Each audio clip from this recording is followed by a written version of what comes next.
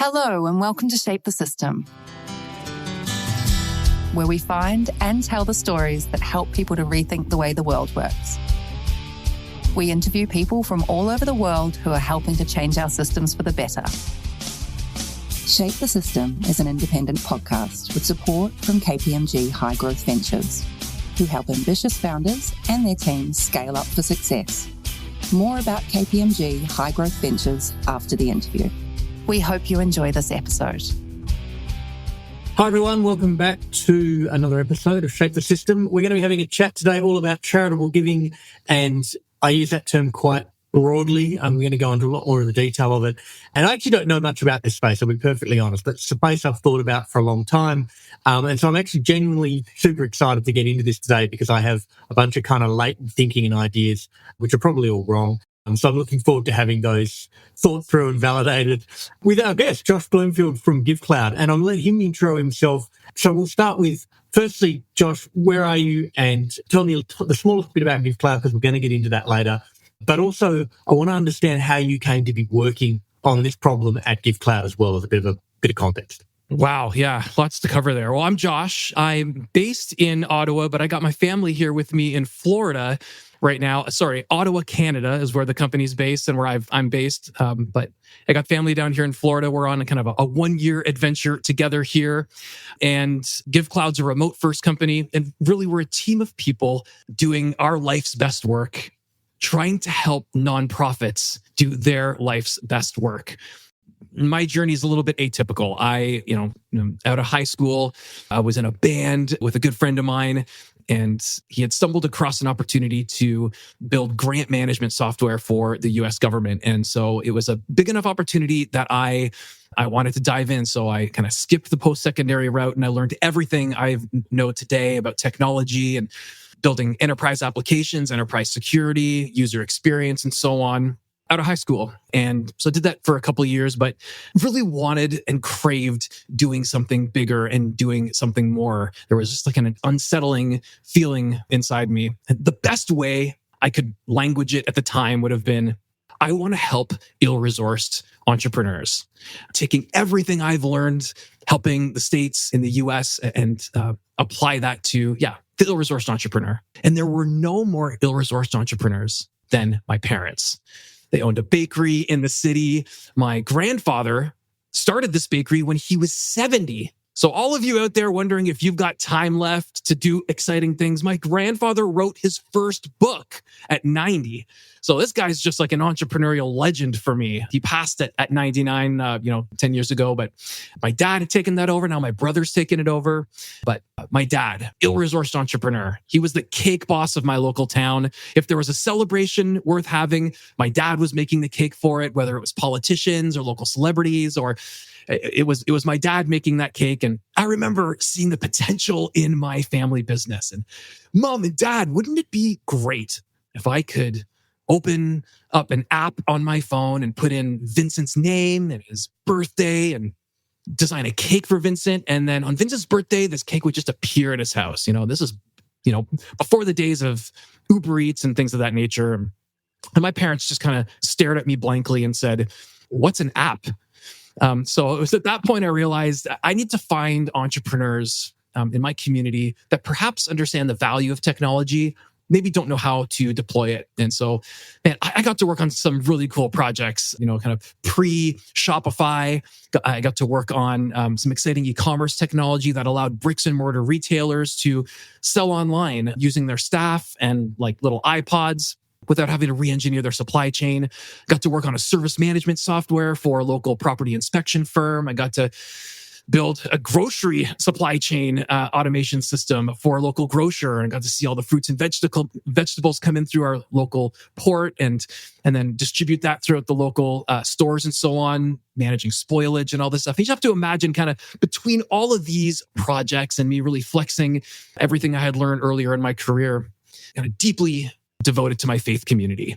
And most faith communities are registered nonprofits. And so word gets out around these registered nonprofits that, hey, there's this guy that'll build you some software that'll help you raise more money so you can have a bigger impact in the community. And that's kind of the origin story of Givecloud. It was kind of one nonprofit after another, and word spread. And that started in about 2012. And then in 2017 is really when my wife candidly kind of grabbed me by the collar and said, "What are you doing? Jumping from project to project, helping ill-resourced entrepreneur after ill-resourced entrepreneur when there's an entire ill-resourced market." These are world changers that, man, they feel born to solve some of the toughest problems, whether it's education, whether it's environmental, whether it's societal, whether it's protecting the vulnerable.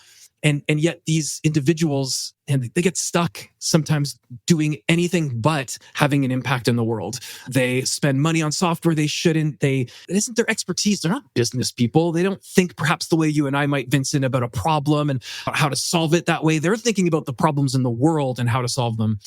So that really was kind of the genesis of Givecloud. And so we've grown, quite a bit since then. It was, kind of me and my friend Tim, my co-founder, who started it in 2017. And we're at 40 employees now, helping thousands of nonprofits across the world really build deeper connections with their donors. So that's kind of how I came to be and how the Givecloud story came to be. How we got there. Good. Wonderful. That was quite an extensive backstory. Some people have I just like this idea. I love a lot of the nuances here. And I know I've already got a lot of questions, but now I have more questions. So we'll get to the ones I thought of ahead of time. But one of them that was kind of a bit further down, but I kind of want to elevate it because we're kind of already touching on it. I'm curious about this parallel or similarities between e-commerce and logistics and supply chain and running nonprofits. Compare and contrast, if I'm going to take an English literature approach to the question. Tactically, there's a lot of similarities. And then kind of anecdotally, there's similarities. So from a practical standpoint, if e-commerce is simply defined by a transaction that's happening online that facilitates a payment where, kind of the name of the game is customer loyalty, and it's, increasing your average order value and managing risk and building operations around it. Nonprofit fundraising is very similar. They're processing a payment online. They're looking to increase their average donation amount. They're managing risk. It's actually remarkable how similar it is when you get into those details. And they might use different language. They wouldn't say average order value. They might say average donation amount or average gift size. Anecdotally, they're very similar as well. I mean, when you buy something online, there's this excitement about this, for example, a sweater you may have purchased, placed an order for it. You get an email letting you know that the shirt's on its way. Maybe you got some tracking. Maybe you're peeking through the blinds, looking for the FedEx guy. Is he here yet? You can't wait for it to arrive. And then it arrives. And at each point in this journey, you're feeling a sense of, there's a couple of dopamine hits in there as you feel more and more connected to, in the case of e-commerce, a brand. I think fundraising deserves the same kind of anecdotal treatment. And I just think this is an area that nonprofits really struggle in. And it's part of, the problem we're solving for at Givecloud. And it's actually a patent we have called, we call it Cosmos. And the whole spirit behind this is to replicate the experience I just shared with you, except from a generosity and from a giving standpoint. So, what would it look like instead of asking how much I want to give to a local toy drive or how much I want to give to a local food bank? What if the question was flipped? What kind of impact do I want to have? Do I want to give 5 toys? Do I want to give 10 toys? Do I want to give 20 meals? Do I want to give 200 meals? And then what if you took that analogy even further and said, how many people do I want to help? Do I want to help 5 people for a month? Do I want to help 20 people this year? And it really starts to humanize the impact that you're committing to. And then imagine being able to place that donation and understanding the economics of it after the fact, not before, starting with impact and then understanding, hey, it's believable that, my $25 donation might not do much, but hey, maybe it's going to take $200. Maybe it's going to take $500. And maybe I can pay for that over time. And instead of it feeling like a kind of a token $20 a month donation, in a sense, you're financing this impact that you're connected to. It isn't about, hey, I've donated $20 to my local food bank. It's, I've helped 5 families this holiday season. And that's a story that resonates with your family. It resonates with your kids. It resonates with your community. You're talking about the problem we're solving. The problem we're solving is so multifaceted because I think generosity in general is a bit broken because that connection doesn't exist between what I'm giving towards and the impact it's having. And it's honestly, it's tough for nonprofits. The last thing they want, and I know as they hear me share this, they'll understand the spirit of this comment. The last thing they want is to be held to too high a standard on exactly how they spend their money. And it is not about trust. It's just the amount of time it would take to track every dollar in a lot of ways takes them away from them being able to accomplish their mission. And yet, in 2024, there's got to be ways, believable ways, low effort ways for organizations just to be able to share a selfie of them hanging out with Paul and Sue and Gail, who are all serving food at the kitchen, right? It's just a photo and you tag it with how many people were fed. And I'd believe that. I'd post a picture right now of Vincent and I on a podcast. Yeah, Josh was on a podcast with Vincent. Why can't we use that same type of social fidelity to kind of prove out impact? So I think there's a lot of solutions to these problems, but yeah, I mean, listen, I could talk ad nauseum about our ideas around this and some of the deeper problems in our society that have been created because of this lack of connection. But well, let's get to that. I want to get to it, but I actually do want to start with kind of the status quo, because I would say if I had to kind of typify this, there's the types of people and organizations that you're working with already, the Givecloud customers, clients, member organizations, I'm sure what you call them. And then there's kind of what the status quo is, what generally a not-profit looks like and how it raises money, how it engages the donors who are providing the money. Like, just let's start, before we get into kind of some of these thought process around how might this look and how should this look, because I think there's a lot more detail we should go into. Like, what's the status quo? Oh, gosh. I know that a lot of people are going to want me to answer this question with, nonprofits have really modernized. The status quo is that most organizations have really healthy digital fundraising and they're operating as if they're it's year 2024. But, the status quo really hasn't changed in the last, I would say, 20 years. Oh, but Josh, there's a lot more online giving. Yes, sure. There's a lot more online giving, but it's really that Pareto principle. You've got a very small number of nonprofits really succeeding in a digital world, and the rest are hanging on for dear life. So the status quo looks like, you're spinning up an organization and you're not going around your neighborhood looking for money to raise. You're looking for large sources of capital from local philanthropists or grants or foundations or government programs. And that's great. There's a lot of sources of funding for organizations. And yet, if you're looking to scale your organization and scale your impact, there's a lot of risk to having a lot of your finances come through a single channel. So it's advantageous for these organizations to start to layer their grants, layer their funding. And that's really where some of the power of digital fundraising and kind of more a crowd-sourced funding and Vincent and Josh getting involved in solving the problem, where you start to de-risk your revenue stream. It comes at a cost. It's not easy to fundraise digitally. And all I mean by that is stewarding those relationships, communicating well, branding well. There's probably 1,000 organizations solving the exact same problem that your organization might be solving. What exactly makes you different? All the same stuff I'm sure you've dealt with in business.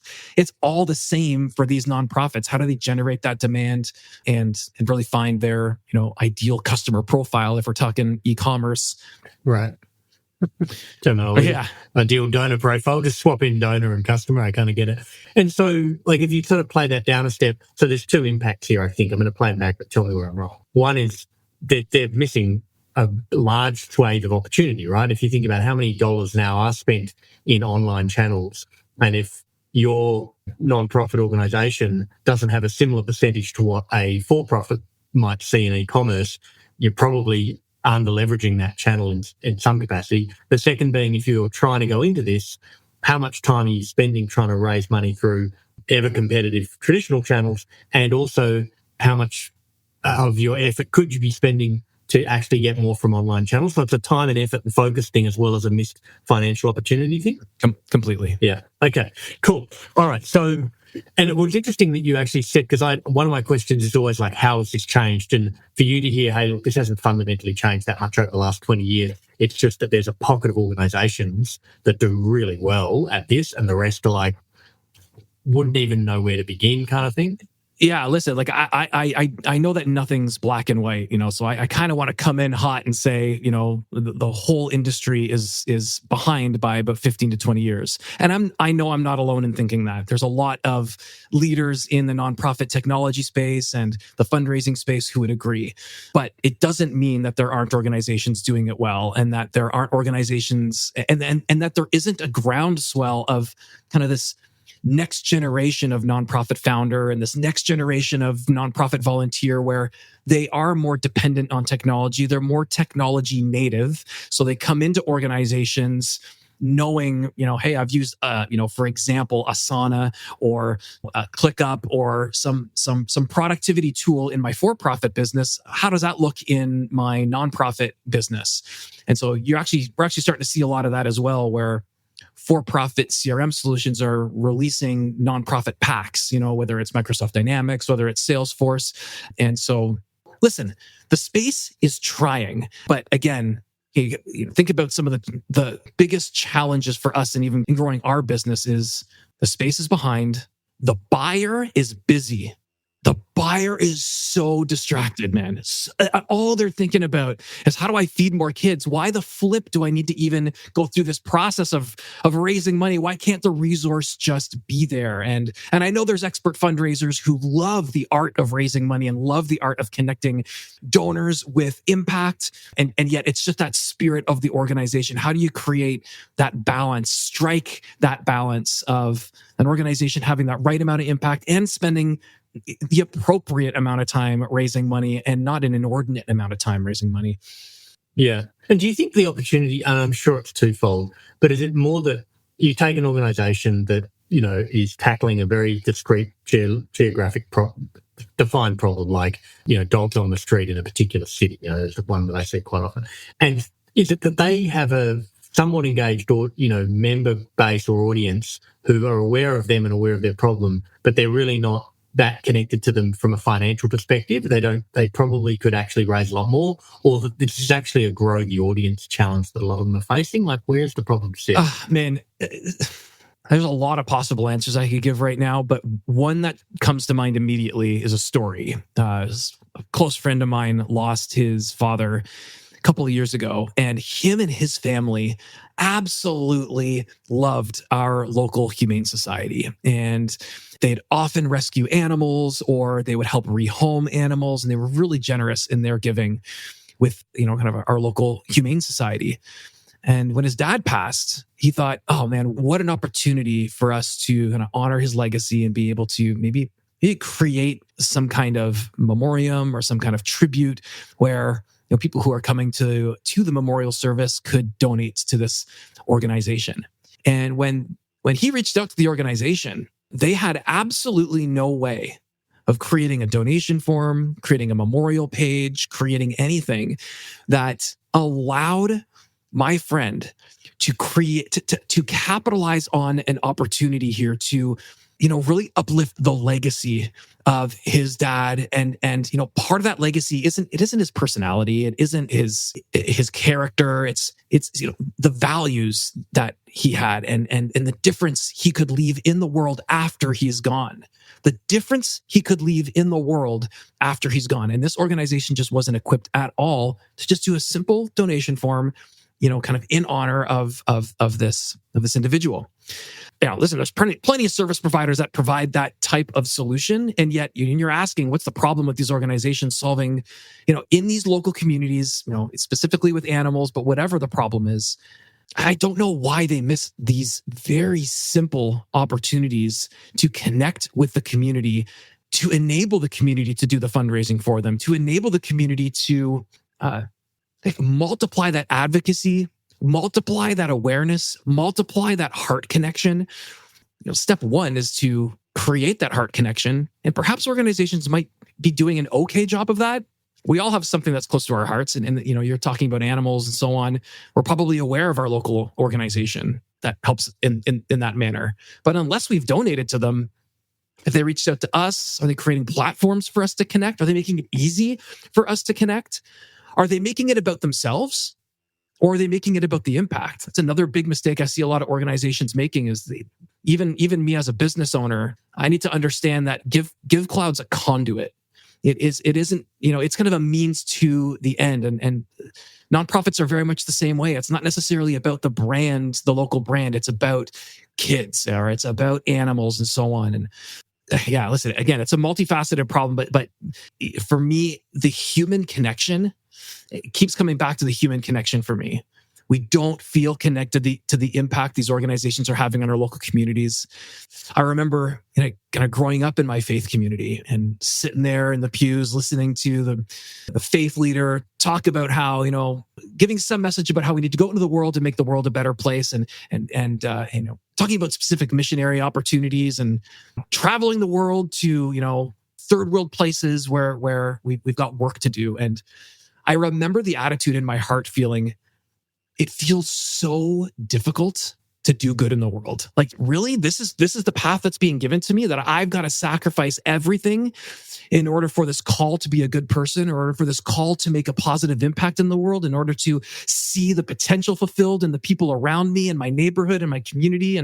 But it just isn't the case. I mean, we can do this through our local organizations. We can access impact through our local nonprofits, in our families, in our neighborhoods, in our communities. And so, yeah, well, I'm going to kind of play back one part here that I think is kind of surfacing, is this idea that there's the doers and those supporting the doers. And, I think a lot about kind of, and someone explained this to me in the context of business quite a while ago, where they sort of said, you need to understand that there's a dance between the entrepreneur, the employer, and the employee. The whole thing, the unit, doesn't function without both of those parts, and they're both critical to roll. An entrepreneur without people who want to come and work for the organisation very rarely is in any way successful, because you're not an island unto yourself. And I think in the context of solving a problem, a problem that requires action, it requires someone to go and do the doing, there will always be the person who's like, my mission, the thing I want to do is to go out and actually be hands-on solving this problem. And it almost denigrates the other half of the equation to say, well, if it's not your calling to go and solve this problem yourself, you should absolutely play a role in solving this problem by playing the part that you're playing, which is the part of the donor. Yeah, listen, I love what you just shared there, that dance between the entrepreneur and the employee. I actually took a note while you were sharing that. Man, there's lots more I could share on this topic. I mean, generosity, charity, and goodwill, the origins of that, really, a lot of that started in faith communities. Right. Let's go back hundreds of years, whether it was a church or a mosque or a synagogue, it sat in the middle of a community. And even the community I grew up in, you can physically see the church and the school are right in the middle, and the entire community emanated out from around it. And this wasn't about religion. This wasn't about faith. It was about community. This is what we all did on Sunday. And if people needed help, they went to that place. They were connected to that place. We felt an ownership.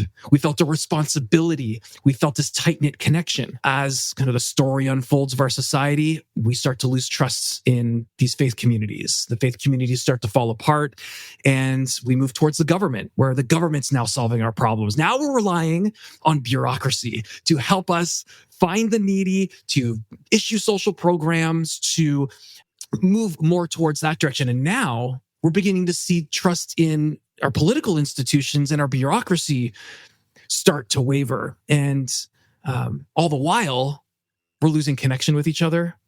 We're losing a sense of personal responsibility in the world to each other.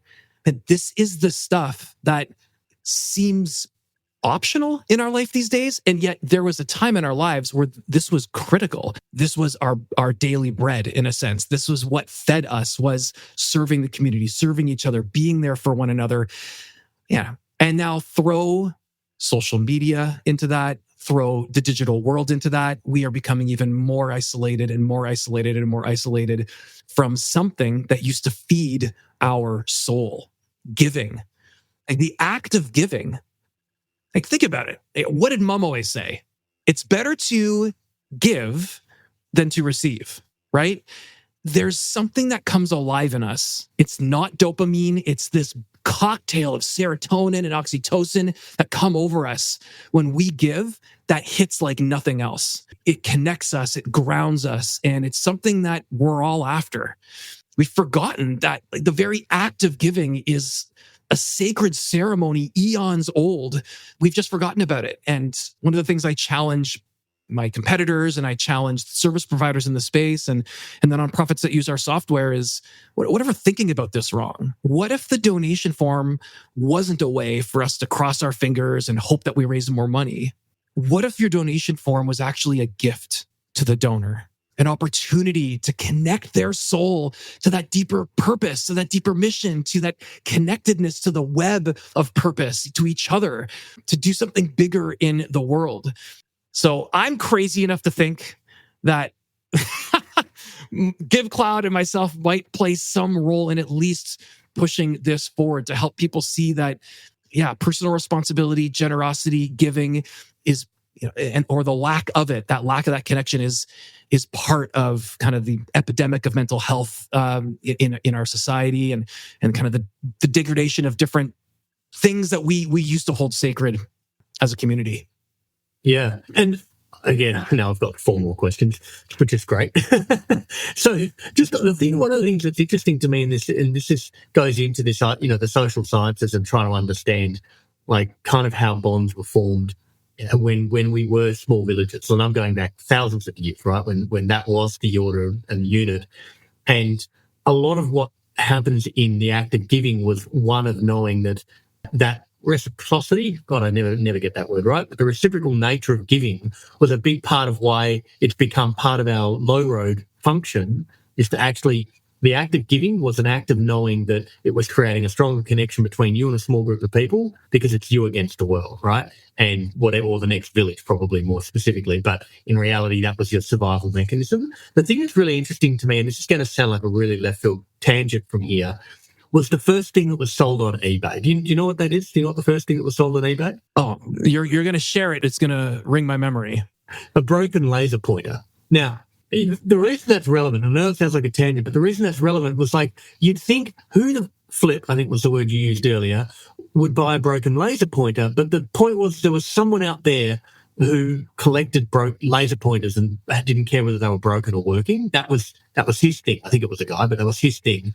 And what the eBay at that point, but marketplaces, but really the online community did, was allow him to find his thing, found the thing that he was connected to that was important to him. And what I think is fascinating, and I want to understand, like at a feature level, what Givecloud does, so I want to segue to that, is that if your community and the cause that you're, care deeply about is out there somewhere, and if you're not connected to it, and giving to it in a way that will enable that cause to be furthered and improved, you're missing your opportunity to be connected to a tribe of people. And it's out there somewhere. And it might be geographically based. It might be rolling up to one of the UN Sustainable Development Goals.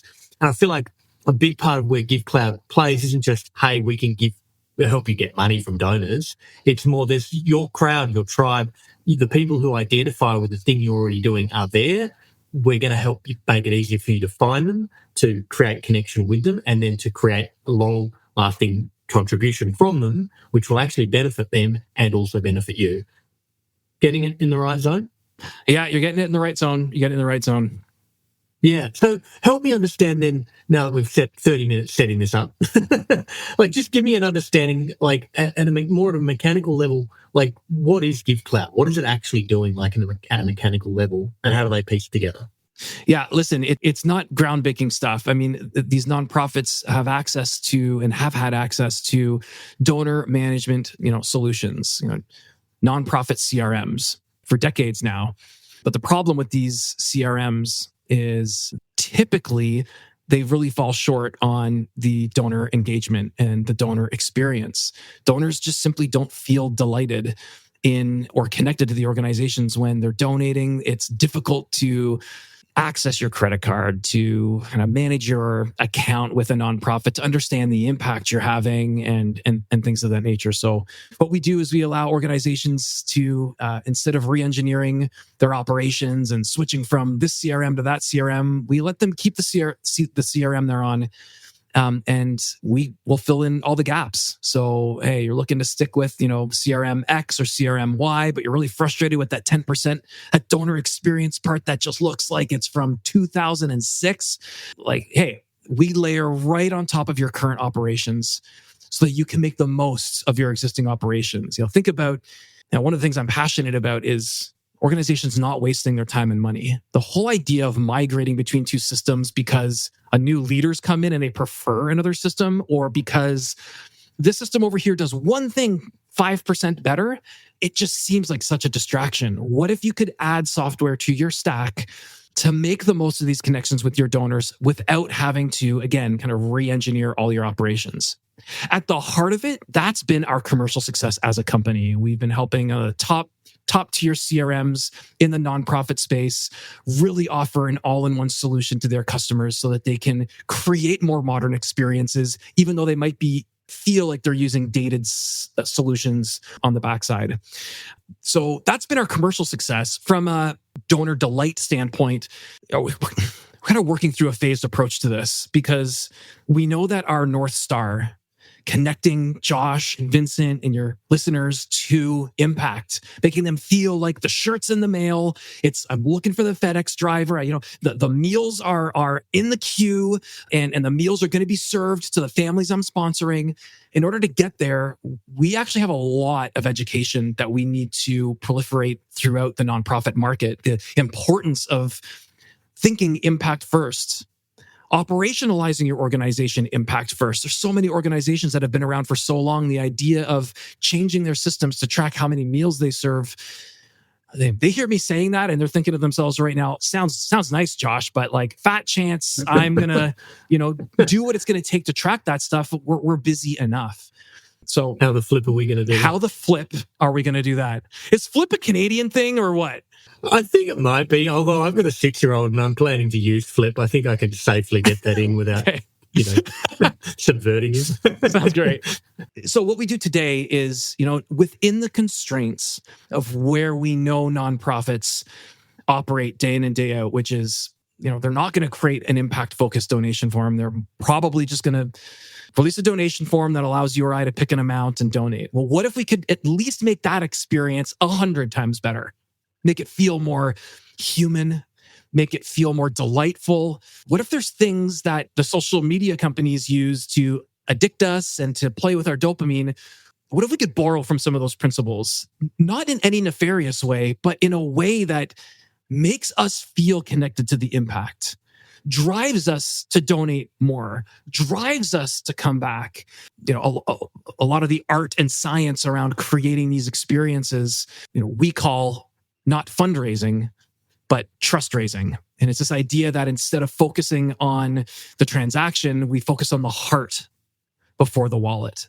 We focus on delight before data, and we focus on connection before conversion, because we believe that a delighted donor becomes a more devoted donor. And more devoted donors give more, they give faster, they give more frequently, and they're going to be more likely to tell their friends and family about it.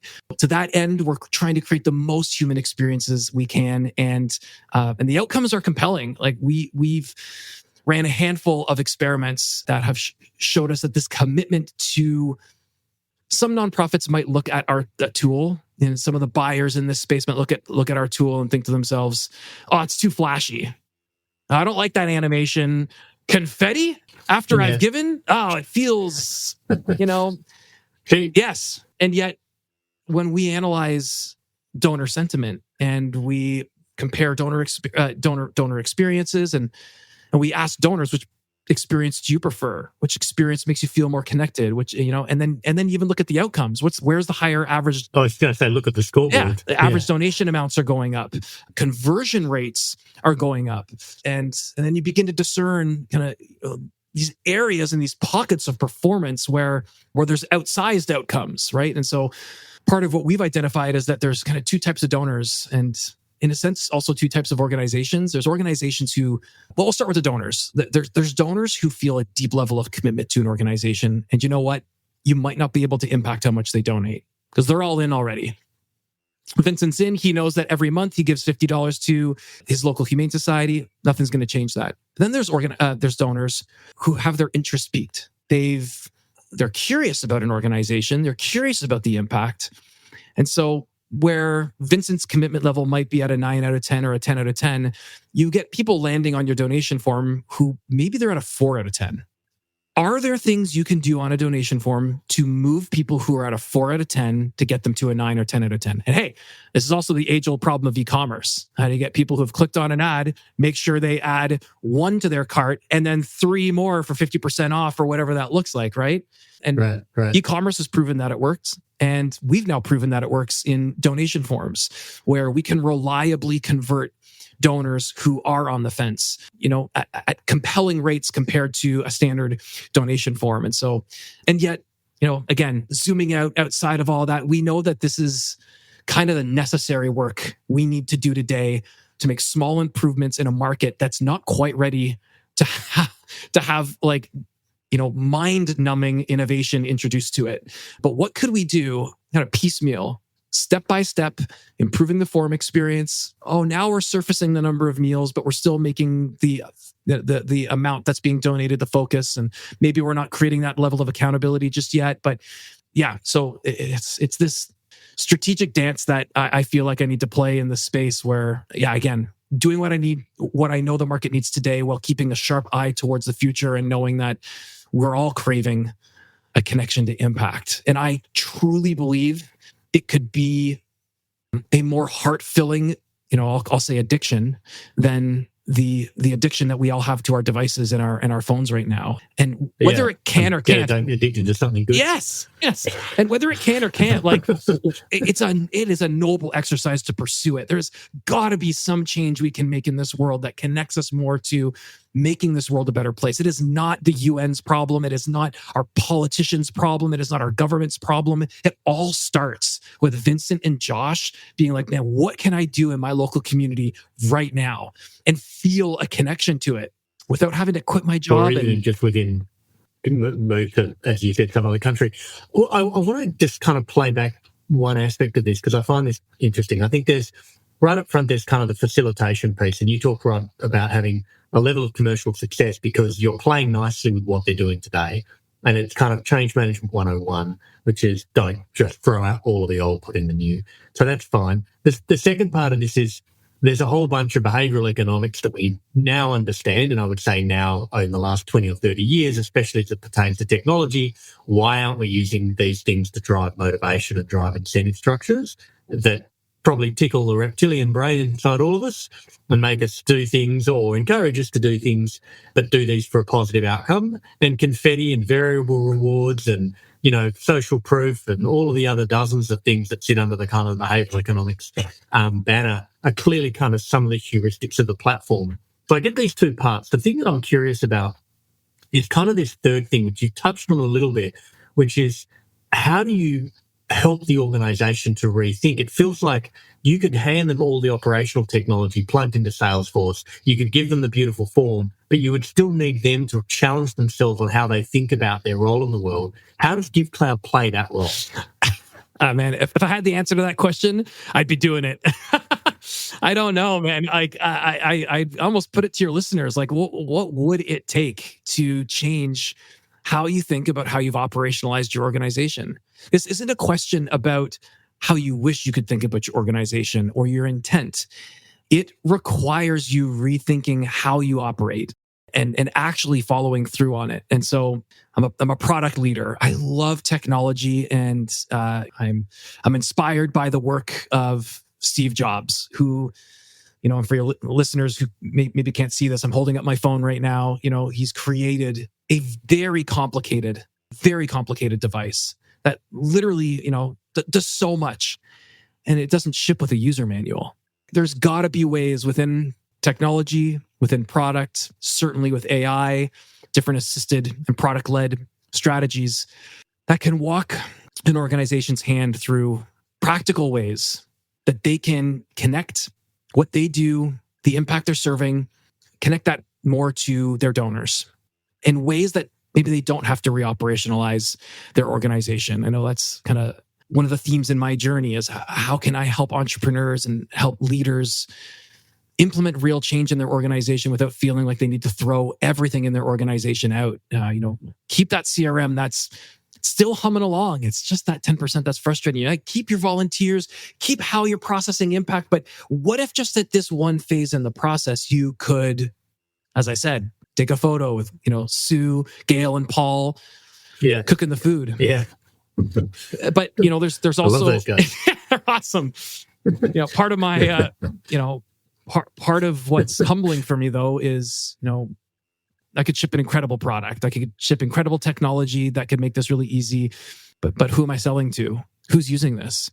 It's the very distracted, very busy world changer. And maybe it's just time. Maybe, a good part of it's going to be time if in my estimation, time for the market to shift. As in a time for the world to shift?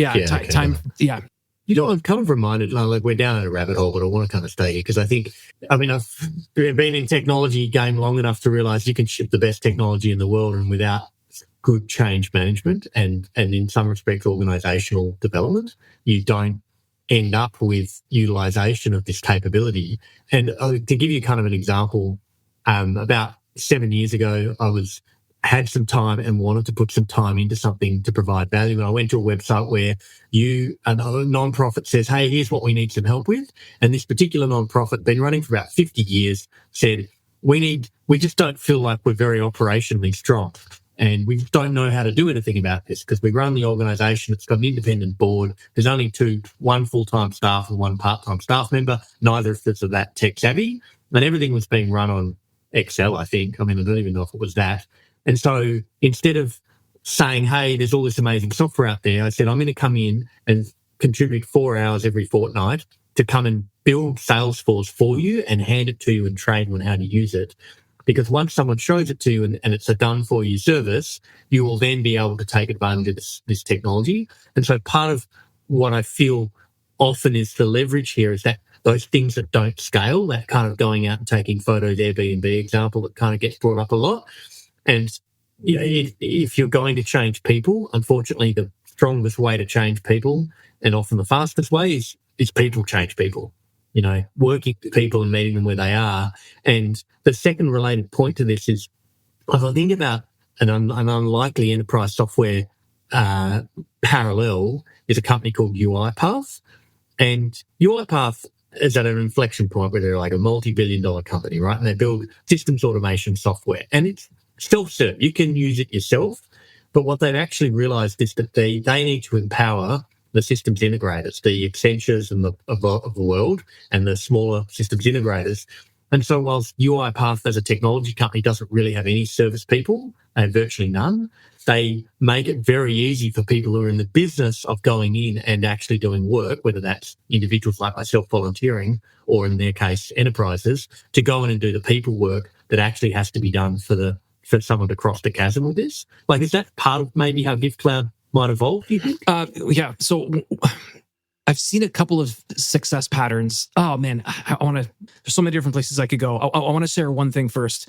As you were talking, I was reminded of a study. And listen, I'm going to butcher this. I'm sure your listeners can look this up on Google and find something a little more substantive than what I'm about to share. But there's, kind of top 3 reasons that businesses fail. And the number, I think especially technology businesses, but the top reason wasn't finances, it wasn't resources, it was timing.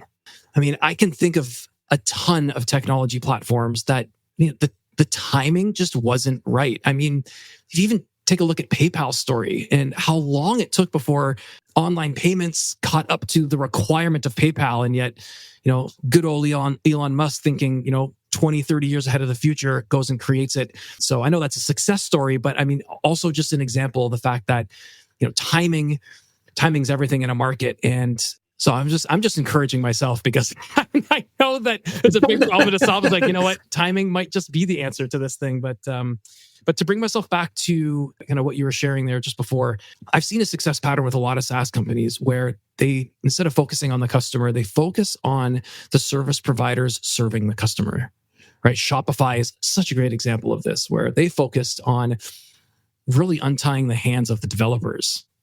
that would be asked the question, hey, I need an online store.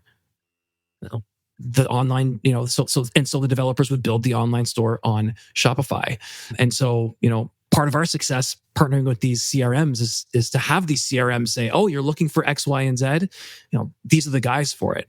This is the team for it. But to go further and actually empower the integrators, to empower the different service providers, to empower the consultants, and part of the reason for wanting to chat with you and chat with your listeners is to create a higher level conversation about generosity and fundraising that I don't think is being had today, or at least being had in a way that we can meaningfully solve the problem. And so to empower those integrators, to empower those consultants, change makers, yes, to go beyond kind of philosophical thought on what would be nice. Like we're building the technology that could actually make this happen, and when the time's right, you'll be using the right platform for it. I think it's like I'm reminded we had a chat with Claudia Guerrero who set up the market conscious capitalism marketing group, and it's basically I wouldn't say closed community, but a community specifically focused on marketers who are working with value-driven organizations, not necessarily nonprofits, but nonprofits and more broadly impact-led companies.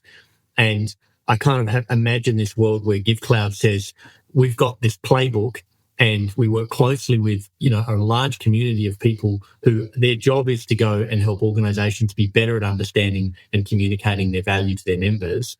And the role of Givecloud in this is to take that beyond the esoteric and sending out nice flyers and emails and saying, how do you bake this into how you provide a donor with the opportunity, to use your terminology, to actually contribute towards the thing that they care about and have a closer connection to what you're doing at that operational funding layer rather than just the communication layer or those more tightly integrated. Super well said. I mean, nonprofits really try and do it at that communication layer.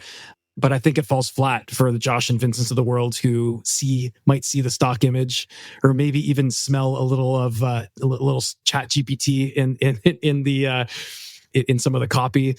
But listen, these are organized. I'm not throwing them under the bus. These are organizations who are doing the best they can, and there really just isn't an easy way to solve this problem at scale. Now, Charity Water is a beautiful example of an organization who's figured out how to create a one-to-one connection with impact. I mean, they are a model of this. I also know that they're quite operationalized around this, and most organizations wouldn't be able to afford or prioritize one full-time developer, let alone the team that would require to execute on some of the strategies that Charity Water employs. And so they're an example of an organization doing great work where people feel like, my money's actually going somewhere. I'm actually having an impact. Look at the flow of the water. Look at the kids I'm helping and the communities I'm keeping healthy. Man, every organization deserves to be able to deliver that kind of transparency, that kind of connection, to be able to trust raise that way, to unlock the potential, not just of their supporters, but of the broader community around these challenges. Cool. And then I know we're getting close to time, but I still have lots more questions, but I'll narrow it to a couple more. Just in terms of and again, I kind of come at this from a product lens as well. I think there's a change management thing. I think there's an incentive thing as well. So there's some organizational stuff in there. And you're probably right. As organizations, and we've had quite a few people on this show who are in the nonprofit space, either on the fundraising side or running these things. And what's interesting is how many of them have come out of corporate and gone into nonprofit and are kind of viewing the world through hey, we're running a nonprofit. It has to be impact-led. It has a different set of motivations, but it has to be still run really well. It shouldn't be run like a business, but it should be run with the same level of operational efficacy as a business. In terms of where Givecloud goes, right now there's a really broad range of capability that you're giving these nonprofit organizations. Like, what's next in the product roadmap for you, and then what's next more broadly to 10x the number of member organizations who are using the platform or using it? Yeah, really thoughtful questions. We're looking to deepen our connection to these CRMs. I mean, it's still a pain point for these nonprofits implementing a technology like ours that really gives them the flexibility to fundraise how they want. We have a lot of service providers, a lot of technology providers in our space are quite opinionated about how you fundraise. They've figured out the best practice and they want you to use it. And while while we've been great at creating some of these best practices and discovering new ones and implementing them, we also are just aware that none of these best practices matter if you're a membership organization and you need people to re-up their gold membership, and they also need a perk. They need 15% off their event ticket when because they're a member. Like, these are just fundraising use cases that are very real for certain nonprofits, and so creating a deeper connection with their existing systems to make sure that they truly can just add Givecloud or just add this tool that will allow them to multiply their impact without feeling like they need to re-engineer their supply chain. But then really, from an innovation standpoint, continue to slowly begin to introduce the features.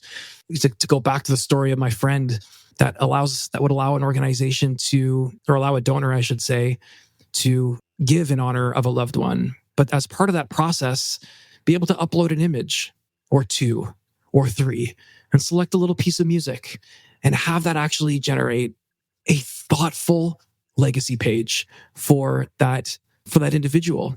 Referencing the nonprofit somewhere from a trust standpoint, but it's about the legacy of that individual and harnessing that impact that individual wanted to have on the world. So that's one feature I'm excited about. But then, continuing to broaden our feature set into event-based fundraising, team-based fundraising, and then again, slowly starting to introduce the type of impact-focused innovation that we know donors are craving, and we know that nonprofits are hungry to offer and yet are just confused about how to do it. And there's no tools on how to do it. And so, part of our product, Cosmos, and our patent around it and our IP, describes a system that would work very similar to e-commerce, leveraging a first in, first out kind of inventory queue of tracked impact inventory, for lack of a better word. So Vincent's in for 5 meals, Josh is in for 10 meals. When the organization feeds, delivers 7 meals, Vincent gets an email or a post or is tagged automatically, and I am as well, but I'm only tagged for 2 of the meals I've funded. So, again, very similar. Does Vincent get to up his to 10 so he doesn't get beaten by Josh? Of course, he would have the opportunity to do that, and he would have the opportunity to do that from his phone. He'd have to go to 15. Let's go, right? and listen, like, what's the competitiveness there? It's not about money. It's like, man, how much of the world can we change together? I mean, that is the power of trust raising. That is the power of staying connected to the heart and the purpose of something instead of the outcome of something. Like, really, money is just this tool. Again, it's like it's not the deeper thing. Yeah, I mean, it's the pursuit of money that's the problem, not money itself. Yeah. I think if you go back to the negative quote. Yeah.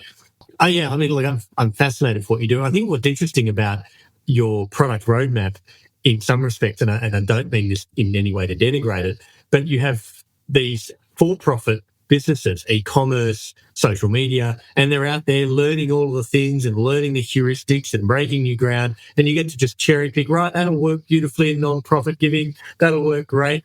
Let's just leverage all this stuff and recreate it in the context that we need it for. So you kind of got a playbook there that's emerging for you, which is just wonderful. I mean, it is part of the, I guess, benefit that the space is 10 to 15 years behind. I mean, you could pick up a book, Digital Commerce for Dummies from 2012, and you could probably teach some of this stuff to nonprofits who are just, again, that's just kind of where they're at right now. But I'm trying to put a silver lining on it. I do have 2 more questions, and they're somewhat related, but they're also a little more kind of broad as well. Do you think like nonprofits should run more or less like businesses, just in terms of how they operate?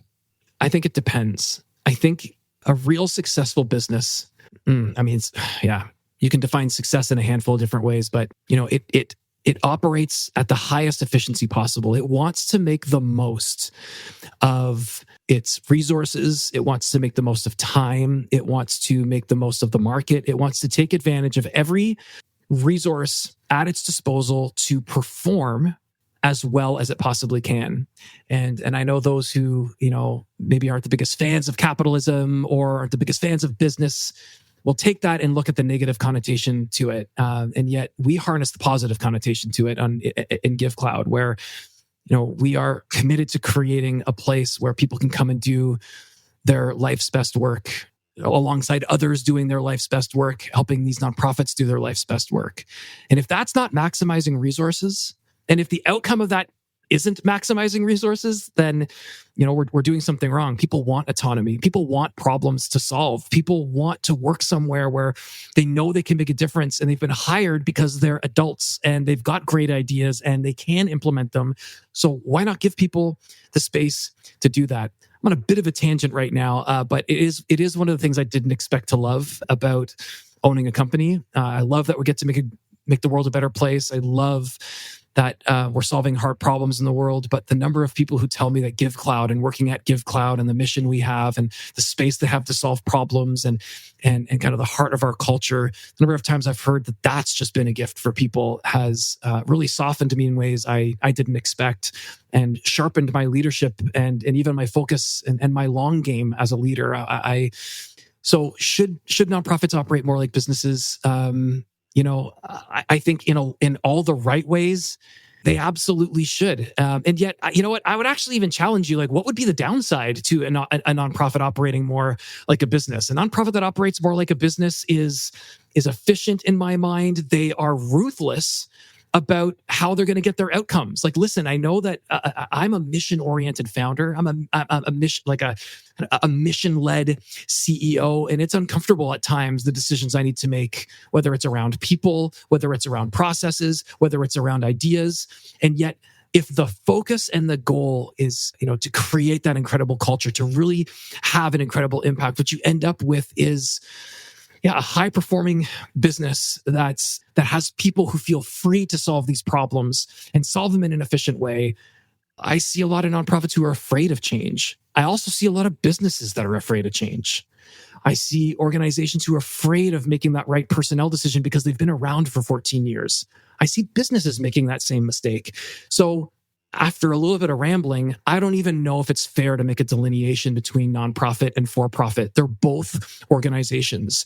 They're both people-led enterprises that have a mission. And I would be hard-pressed to find ideas that aren't portable between the two, that mean they shouldn't substantially run in a very similar way, is my unfiltered answer to your question. No, that's wonderful. I mean, I kind of agree with you, and I don't have too much more to add to it. I'm certainly of the opinion that no one should ever lose sight of the reason you're in business, whether you're in business or in non-profit business. And so as long as you're incredibly clear on your North Star, as you mentioned earlier, then the mechanism by which you maximize impact is to understand how best utilize resources or to get more resources, right? And both of those things are equivalent whether you're in business or a non-profit at a pure heuristic level. The last question, which is kind of tangential to this, and I only say this because it actually came up with a company founder we interviewed actually quite a few years ago, Mike Smith from a company called Zero Co. And there's one of the brands that's made it to America from Australia is called Who Gives a Crap. I think that's made it to America. You're familiar with this brand? I'm not. No? Can you repeat the name of the brand? Who Gives a Crap is what they're called. They're a toilet paper brand, and they give 50% of their profit to charity, right? So that's their whole thing. Haven't come across them yet. Right. Now, they're big in Australia, but they've definitely gone global with this. They've got VC backing, which is unusual. Wild. So they are a for-profit business, but they're definitely purpose-led.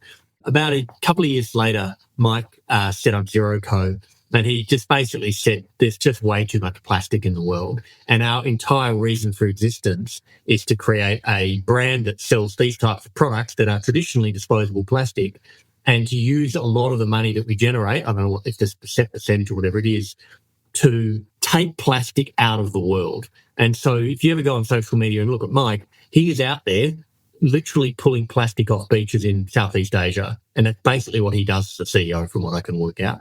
And so very mission-led organisation, although they are for-profit, they are also for-purpose. The thing I was going to touch on, which was interesting that he did, was when he said, we're going to go and deal with this particular beach. And they say, if you buy our product, wonderful, here's how many bottles we'll take off the beach, right? This product, equates to 200 bottles. But he said, if you actually don't need any cleaning products right now, you can just donate. And you can just make a donation to us.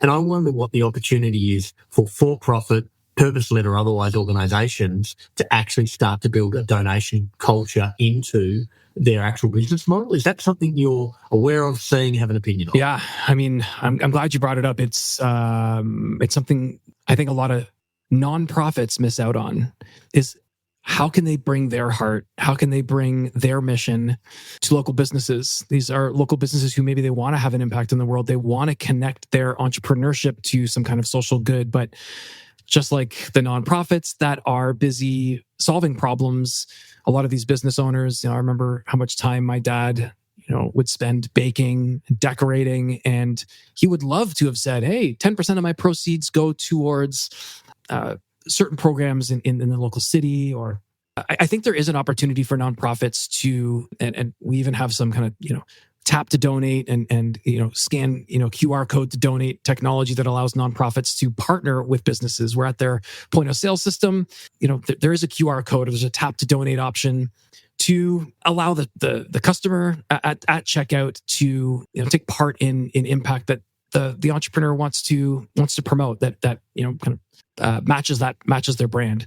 Beyond that, though, you're certainly right. There's a surgence of entrepreneurs who are building philanthropy into their business. I'm sure Tom's Shoes wasn't the first to do it, but they're certainly one of the most notable to do it, where with every pair of shoes you buy, someone else in a disadvantaged country gets a pair of shoes. And then they did it with glasses. You buy a pair of glasses, and that's really become, that one for one model has become a bit of a staple for other entrepreneurs. I look at my daughter, she's 14.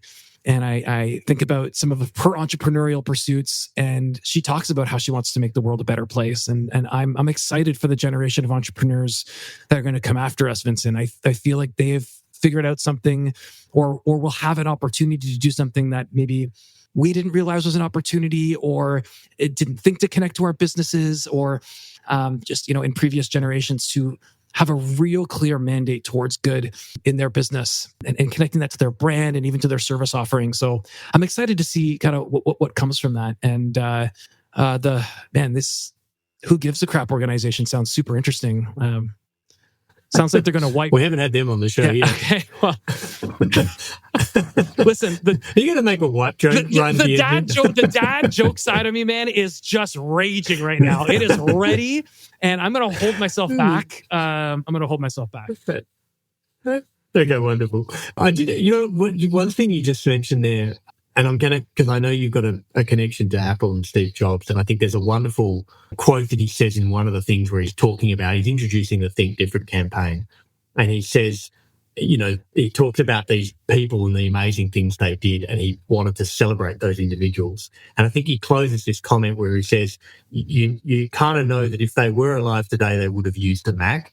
And I kind of want to paraphrase that idea with, if I think about an emerging generation, not to say that they're young necessarily, right? They might be like your grandfather who's 90 and he sets up his first non-profit in their 90s, right? But the generation who says, I'm going to set one of these up today, or I'm going to reinvent the organization that I'm at today, you kind of almost want to have Givecloud in this place where you're like, if the people who are going to set up the next generation of non-profits, you kind of know that they're going to be using something like Givecloud, or they're going to be using Givecloud. And if that's kind of where you're at, that's the place to be playing. I love that. That's a great reminder for us. And listen, I might just steal that. That is exactly where we want to be. Again, we know that nonprofits have a way they need to operate today, but we want to imagine that future, and we want to be the platform that enables true connection to impact. And if it's worth making an impact, it's worth using Givecloud.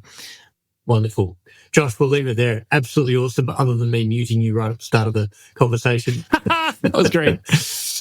But thank you again, and hopefully, we look forward to checking with you in a couple of years and seeing where it's all tracking. Awesome, and thank you so much for inviting me. It was a great conversation. We hope you enjoyed this episode of Shape the System. As usual, if you'd like to suggest a guest, someone that you know who's helped change a system for the better, please go to www.shapethesystem.org, click on the top right-hand corner, then click Suggest Guest. Make sure that you click subscribe so that you get the new episode. Shape the System is an independent podcast with support from KPMG High Growth Ventures. connects founders to the services they need along their journey. Whether you are looking to refine your strategy, mature your finance function, prepare for a capital raise, expand abroad, or simply comply with regulatory requirements, they provide you with the support you need to drive your business forward.